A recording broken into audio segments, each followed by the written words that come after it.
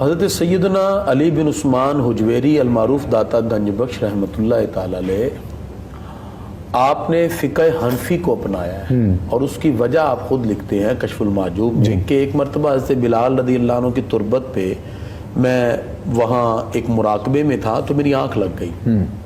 میں نے اونگ کی حالت میں دیکھا آقا علیہ الصلوۃ والسلام ایک بزرگ کو بڑی محبت سے اٹھا کے لا رہے. تو میرے دل میں خیال پیدا ہوا یہ کون سے بزرگ ہیں جن کو اتنا پیار سے سرکار نے اٹھایا. نبی صلی اللہ علیہ وسلم نے خود فرمایا یہ میری امت کا امام اعظم ابو حنیفہ ہے. اللہ آپ فرماتے مجھے اسی دن پتہ چل گیا کہ جو آغوش مصطفیٰ میں آ گیا وہ ہر غلطی اور خطا سے محفوظ ہو گیا. سبحان اللہ. آپ نے فقہ حنفی کو منتخب کیا. واہ. پھر آپ چونکہ سلسلہ جنیدیہ سے وابستہ رہے، جی اپنے پیر و مرشد حضرت ابو الفضل محمد بن حسن خوتلی رحمۃ اللہ تعالی علیہ کے حکم پر جب لاہور میں آئے تو آپ نے اسی کی اشاعت کی، اسلام کی محبت کو لوگوں کے دلوں میں ڈالا. اور خاص طور پر آپ کی کتاب میں جو صحو و سکر کے مسائل تھے، یعنی ہمارے ہاں عموماً معرفت کی وہ چیزیں لوگ سمجھتے نہیں اور اولیاء کرام پہ اٹیک کر دیتے ہیں. جی ہاں بھی ایک شخص کا مبلغ علمی اتنا نہیں ہے کہ وہ وہاں تک پہنچ سکے. بالکل ٹھیک. ایک عام بندہ ہے جس نے میڈیکل نہیں پڑھی، وہ ایک ڈاکٹر کے نسخے کو چیلنج کرتا ہے کہ اس نے یہ جو لکھا ہے یہ میڈیسن ٹھیک نہیں ہے. تو ہم اسے یہ کہیں گے بھی آپ کا یہ منصب ہی نہیں ہے، آپ نے اس چیز کو پڑھا ہی نہیں ہے، آپ میڈیکل کو کیسے چیلنج کر سکتے ہیں. ایک شخص راہ سلوک کا راہ ہی نہیں، اس کو طریقت اور تصوف کے منزل کا منازل کا پتہ ہی نہیں، اس نے پہلا سبق رسالہ کشاریہ کے نہیں پڑھا تو سبا سنابل کی وہ گتھیاں کیسے سلجھا سکتا ہے. ابو ہریرہ رضی اللہ عنہ فرماتے ہیں صحیح بخاری، فرمایا میرے پاس سرکار سے دو علم آئے ہیں، ایک وہ جو میں ذکر کرتا ہوں، دوسرا اگر میں تمہارے آگے بیان کر دوں تم رکھ کے میری گردن یہاں سے کاٹ دو. اللہ یہ ابو ہریرہ رضی اللہ عنہ فرما رہے صحیح بخاری جلد 1 کتاب العلم میں. اس کا مطلب روحانی علوم کو سیکھنے کے لیے پہلے اس بارگاہ تک پہنچو تو صحیح. اس کے اندر جو بزرگان دین اور بالخصوص میں کشف المعجوب کا خلاصہ پیش کرنے لگا ہوں. حضرت سیدنا علی بن عثمان حجویری المعروف داتا گنج بخش رحمۃ اللہ تعالی نے کشف المعجوب میں صوفیہ کرام کے اخلاص کو ذکر کرتے ہوئے شیخ ذوالنون مصری رحمۃ اللہ علیہ کا ذکر کیا اور فرمایا یہ اخلاص کے اس اعلیٰ درجے پر پہنچے ہیں ساری زندگی فرقہ ملامتیہ سے رہے. اولیاء اللہ کا کام تھا وہ لوگوں کے سامنے ایسا کام کرتے تھے کہ لوگ ان کو برا کہیں اور پھر اپنے نفس کو کہتے تھے آیا مزہ.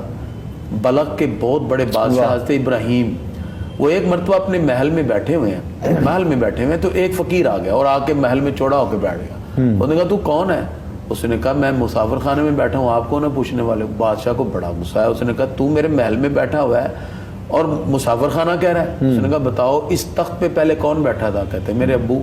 کہتے اس کے بعد جب تم دنیا سے جاؤ یہاں کون بیٹھے گا؟ کہا میرا بیٹا. اور میں یہ مسافر خانے تو اور کیا یہ کہہ کے وہ چل پڑا. حضرت ابراہیم چھلانگ لگائی اس کے پیچھے اور پھر ساری زندگی حضرت ابراہیم بن ادم رحمت اللہ تعالی نے بیٹے کو بٹھایا اور جنگلوں میں نکل گئے. اور صوفیاء میں اعلیٰ مرتبہ جب آپ حج کرنے کے لیے جا رہے ہیں تو لوگوں نے آ کے پتہ چلا کہ بلخ کا بادشاہ بھی حج کرنے آ رہا ہے جو فقیر بن گیا ہے، تو وہ ہار لے کے آ گئے. تو جب آپ نے دور سے دیکھا نا ہار، آپ نے لوگوں کو کہا ٹھہرو قافلے والوں کو، خود اکیلے چلے گئے. تو لوگوں نے کہا وہ ابراہیم بن ادم آ رہا تھا وہ کدھر ہے؟ انہوں نے کہا وہ چور جو لوگوں کو کی چوریاں کرتا ہے، جو فراڈ کرتا ہے. لوگوں نے کہا تو زبان سنبھال کے بات کر، تو جانتا نہیں ابراہیم بن ادم اللہ کے ولی جو سب کچھ چھوڑ کے بادشاہ فقیر بن گئے؟ کہا وہ تو فراڈیا ہے. لوگوں نے پکڑ کے مارا اور خوب مار کھا کے آگے گئے اور اپنے نفس سے کہتے ہیں آیا مزہ. تو بڑا خوش ہو رہا تھا ہار دیکھ کے. جب وہ لوگ آگے آئے انہوں نے کہا بھی وہ ابراہیم بن ادم کہاں؟ کہتا وہی تو ہے جسے تم مار رہے تھے. یہ اللہ والوں کی شان. تو حضرت سیدنا داتا علی جوہری فرماتے ہیں کہ شیخ ذوالنون مصری سارے ان کی ملامتیاں لوگوں کی ملامت کا نشان. جب وصال ہوا تو 70 ولیوں کو دیدار ہوا سرکار کا.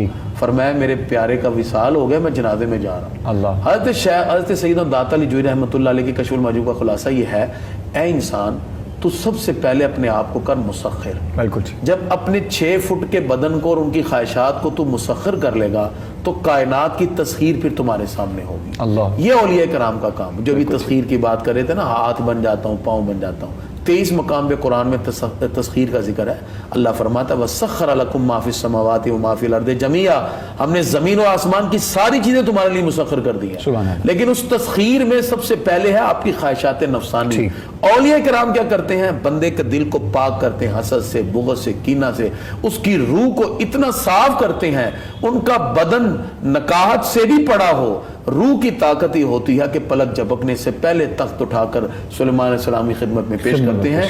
یہ مقام اس وقت ملتا ہے جس وقت ظاہر کے ساتھ ساتھ آپ اپنے باطن کو خوبصورت کرنے کی کوشش کریں. ایک جملہ، نہ کوئی بخلق، مخلوق سے نیکی کریں، صدق بحق، اللہ سے سچ بولیں. اللہ تعالیٰ معرفت کے وہ درجے آپ کو عطا فرمائے گا جو آپ کی سوچ سے بھی بالا تر ہوں.